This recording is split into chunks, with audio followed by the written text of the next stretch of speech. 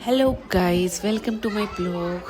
आज है मेरे बेटे का बर्थडे, तो हम सब ने तैयारी कर ली है। डेकोरेशन वगैरह हो गया है, केक आ गया है, केक कटने भी लग गया है। तो इसके दादा दादी इसका केक कटवा रहे हैं और इसकी खुशी का कोई ठिकाना नहीं है, क्योंकि ये इसकी डिमांड थी कि मेरे बर्थडे पे दादा दादी आए। तो वो आए और इसका केक कटा। इसकी ये भी डिमांड थी कि ये सब फ्रेंड आएंगे, मुझे कहीं बाहर होटल में खाना खाने के लिए नहीं जाना है, मेरा बर्थडे घर पे ही मनाना है। और अभी बच्चों से जिद कर रहा था कि सब उसका केक पे मुंह मारे। तो हमने मना किया कि नहीं नहीं, इससे केक ख़राब हो जाएगा, आप ऐसे ही इंजॉय करो। तो सब लोग मतलब लेडीज़ें पूड़ी बनाने में हेल्प कर रही हैं, कुछ किचन में घुसी हुई है, कुछ बाहर एंजॉय कर रहे हैं, बच्चों को देख रहे हैं बच्चे क्या कर रहे हैं क्या नहीं कर रहे। क्योंकि देखो, बच्चे का बर्थडे है तो उसके साथ बच्चे होना बहुत ज़रूरी है। हम बड़ों के होने से उसे कोई फ़र्क नहीं पड़ता कि कौन बड़ा आया कौन नहीं आया। उसे अपने आप दोस्तों से मतलब है कि मेरे दोस्त आने चाहिए, बाकी उसे किसी से मतलब नहीं।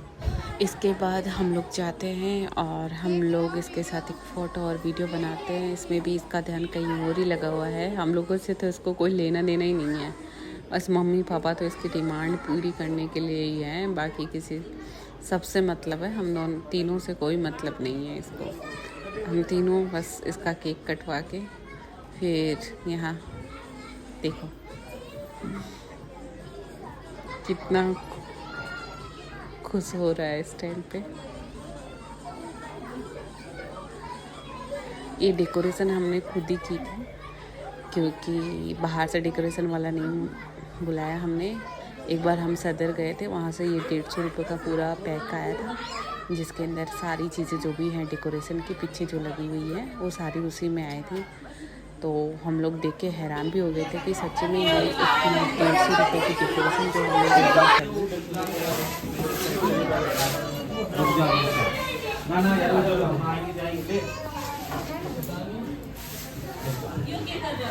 मेरे खातर यही है यार, तेरे लिए तो मैं जान आती रहा यार।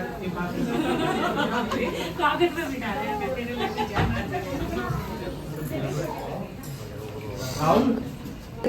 अभी हमने खाना बनाया, उसके बाद खाया है, और खाने के बाद हम लोग बातें कर रहे हैं बैठ के।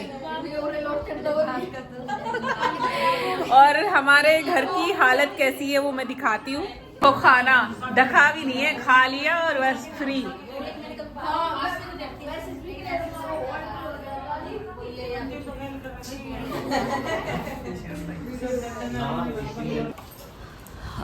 सबके जाते ही मैं सफाई में लग गई थी और रात के 11:30 हो गए थे, 12 बजने वाले थे। लेकिन फिर भी मेरे को चैन नहीं आ रहा था। मुझे लग रहा था मोटी मोटी झाड़ू तो निकाल ही दूँ, तो उसके बाद इतना काम नहीं रहेगा सुबह। तो मैं उसी काम में लगी हुई थी। साथ ही मेरा माइक भी खो गया था, कुन्नू को दिया था कहीं रखने के लिए और वो भूल गया था। तो मैं और मम्मी वही बातें कर रहे हैं कि माइक कहाँ गया।